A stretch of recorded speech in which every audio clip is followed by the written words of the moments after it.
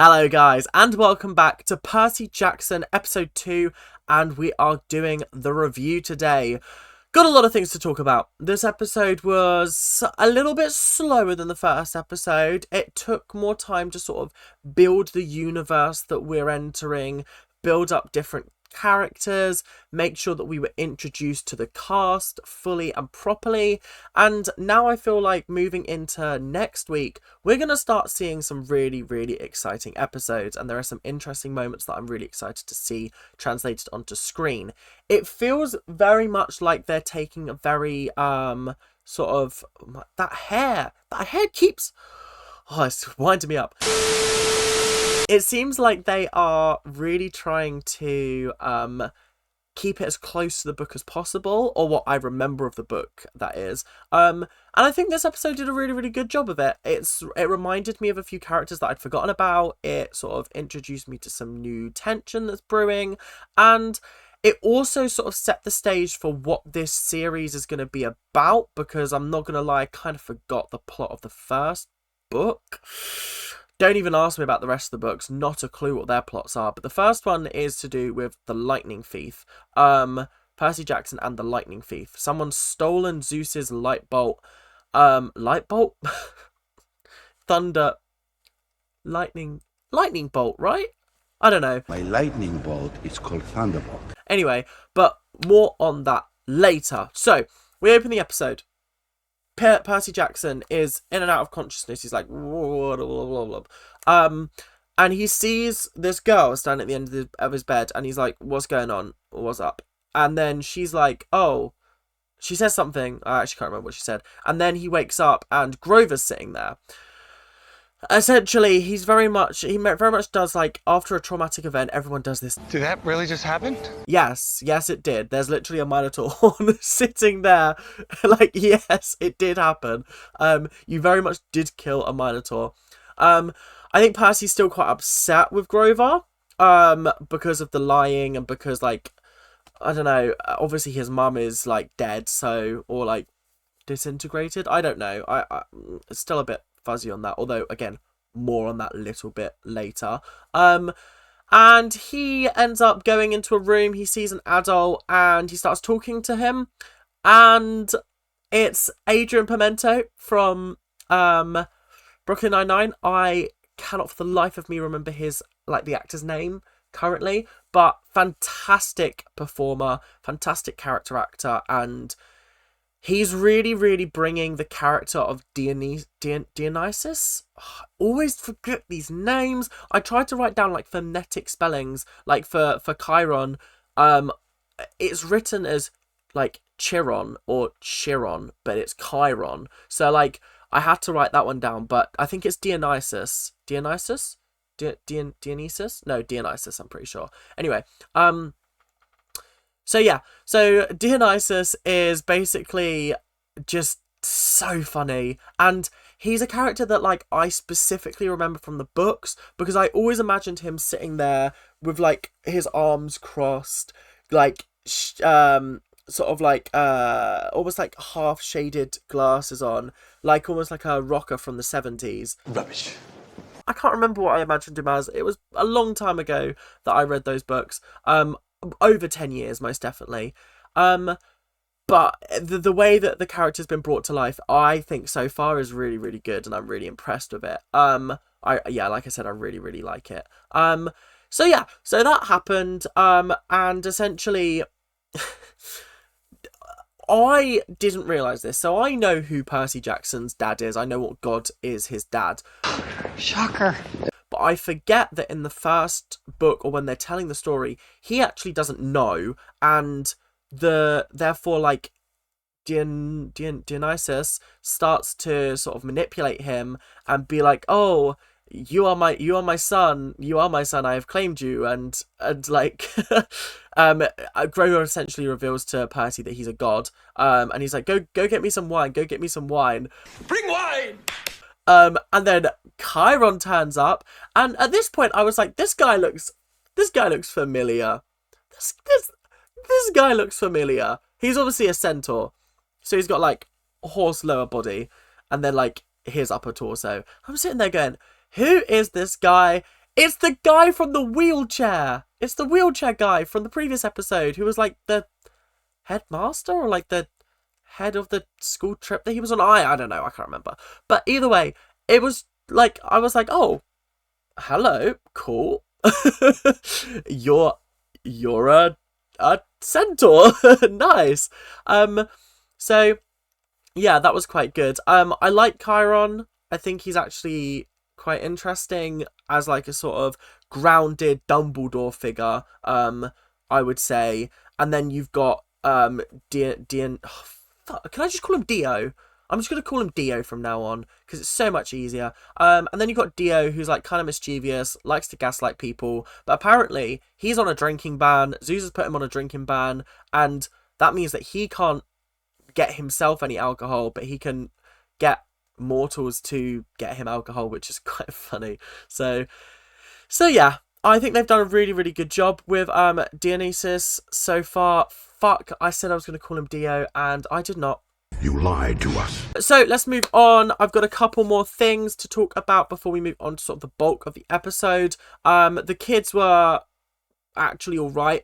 Most of them, that is. There was a point where I was like, oh my god, he's going to get really badly bullied. And then they were like, we're so sorry for your loss. And I was like, oh, lovely, bless him. I think the main guy was like Luke, I think.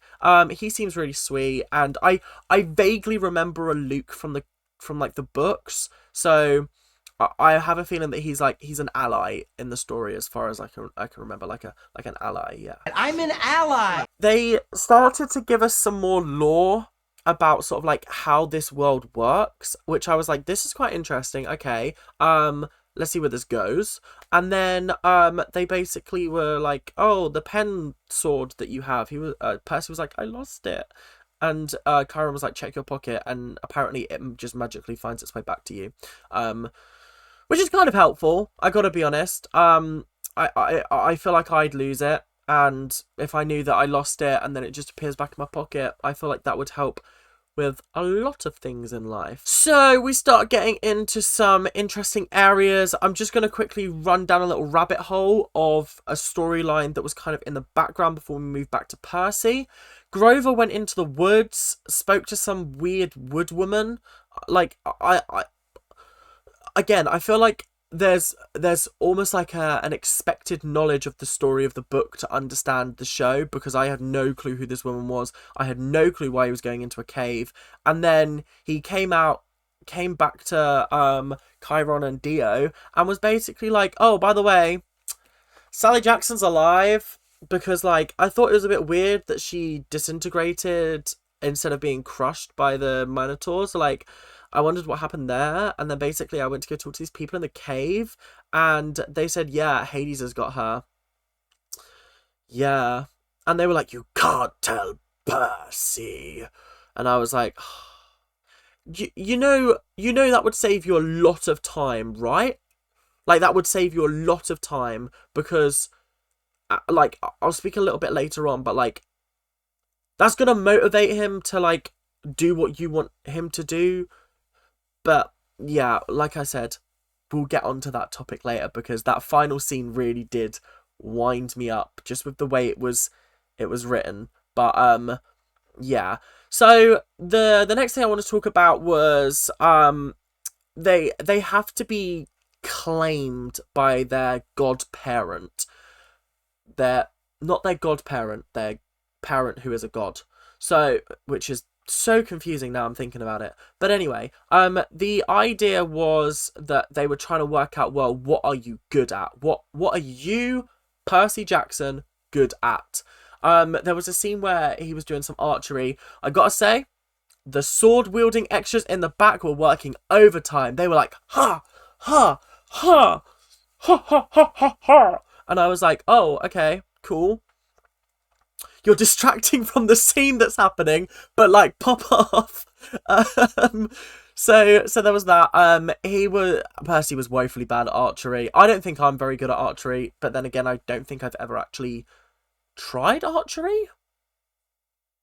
I've done like it with like a plastic bow and arrow, but like I've not done it with a proper bow and arrow. But I just feel like I wouldn't be very good. Then he did some blacksmithing. didn't go very well. I think he did something else as well, and it just didn't end up very good. And then he sat down and he was like, is there a Greek god of disappointment? Because maybe he's missing a child. Again, Percy comes out with some crackers of lines. Like, it's very hard to make what is essentially a show about kids funny, because a lot of the time the humor can come across forced or canned or just out of date at best. But for some reason, this show is surprisingly funny for like a dramatic show. It is surprisingly funny, and I think that's working in its favor because it's got those dramatic moments, and then it's got moments that just catch me off guard with how funny they are, like when he was talking about the Greek god of disappointment. And then the best part of all of that was he said that obviously as a joke, and then the people he was sitting with were basically like, well, there's no Greek god of disappointment, but there is a Greek god of failure, but that's a woman. And I was just sitting there going, so they've just heard him make a joke and they've decided, well, actually, let me just fact check you. Yeah, it does sound like something I would do, let's be honest. But we're not here to analyse me, we're here to analyse the episode. Moving on. He was targeted by these three people. Don't know what their names are. Don't know why they wanted to target him. But it was something along the lines of they wanted him to admit that he was lying about killing the Minotaur. Which, I don't know.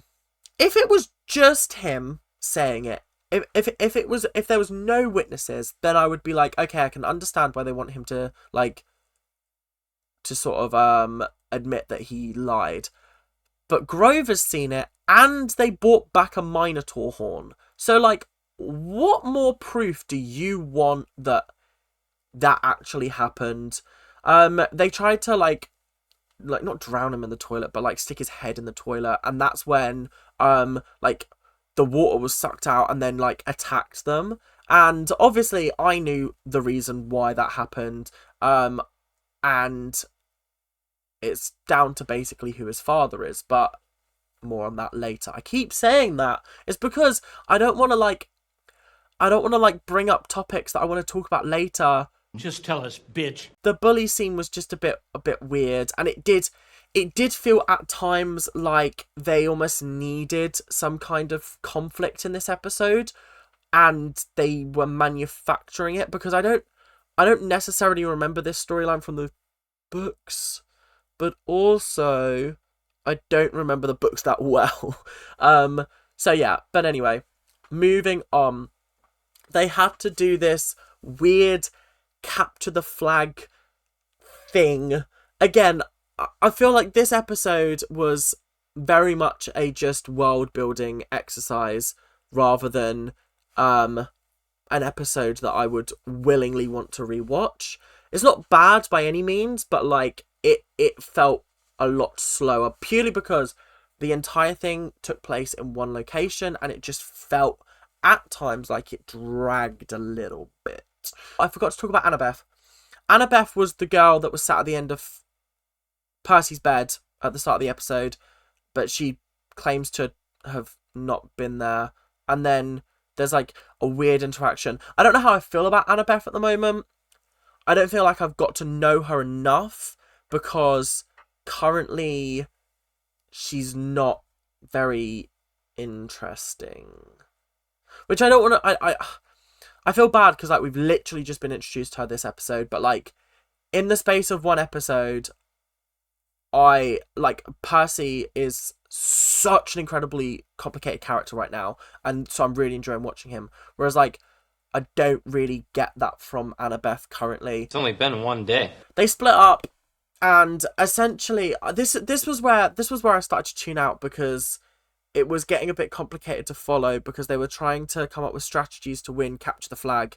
And I think Luke turned around at one point and went, yeah, Percy's like gonna win this for us or something like that. And then we cut to him pissing in the woods, stroking a lizard, and just lying down, falling asleep, which I thought was hilarious juxtaposition, first of all.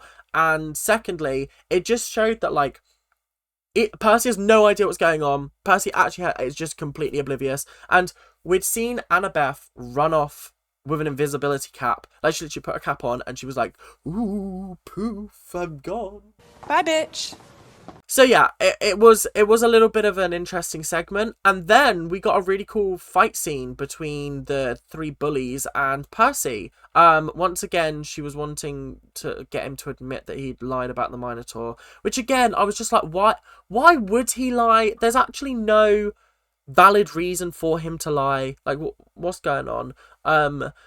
The fight scene was cool. I thought that was really nicely executed. The choreography was really good. And I gotta be honest, Percy kind of kicked ass. Like, there were 3 people fighting him and he managed to fight off every single one of them. He ended up snapping the main girl's, like, spear, which, like really angered and upset her. But then his team won the capture the flag and it kind of deterred them. So, yeah.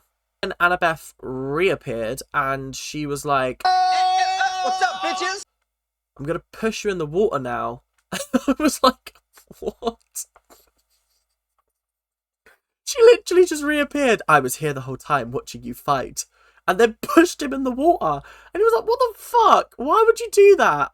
What was your thinking there? Why would you do that to me? And then as he stands up, all of his cuts and bruises start to heal. And that's when we find out that Poseidon is his father. Fucking finally. Jesus Christ. Woo! We finally got there. I've been teasing it the entire episode. I've been sort of like tickling you, teasing you, and here it is. We got you. No. I got you. There is no we. Is there? No. Anyway, so that was quite a cool scene. And then this is when he goes back to talk to Chiron and Dio, and they basically go, well, here's basically the plot of the whole series for you. Zeus has lost his lightning bolt, and he blames Poseidon for taking it. But Poseidon hasn't taken it. Hades has. Yeah, that's what I got from the story. And basically, Poseidon has claimed him as his son so that Percy can go get it back without starting a war, I guess. I don't know. It's a bit complicated. I feel like they spent not enough time explaining it, but then they also explained it really heavily in detail, and then I don't know, maybe I just wasn't listening. I don't know. But that's the gist of it, I think. And essentially, Percy was kind of just sort of like, nah, I'm good. I'm alright. I don't really want to do that. And they were like, but you must! And he was like, but I don't want to. And this is where I think, like, and then Grover walked in and was like, oh, by the way, your mum's still alive. Hades got her. And he went, oh, fine. Yeah, let's go. Let's chill. Let's go. And I was like, why didn't they just say that in the first place? They were so desperate to sort of keep that hidden from him. But that was the one thing that was the catalyst of him actually going on this mission to stop the gods from going to war. Which admittedly is quite cool. The only thing I'm worried about with this series, they've done it very well with Dio. But I'm really worried how they'll depict certain gods. Like Hades. I always bring it back to Once Upon a Time when they did Hades. It was really good because it was like reveling in the sort of evil of the character. But I just have a very, very strong worry that it's not going to be it's going to be a lot less impactful on this show. But like, they really have done a good job so far. The CGI has been fun.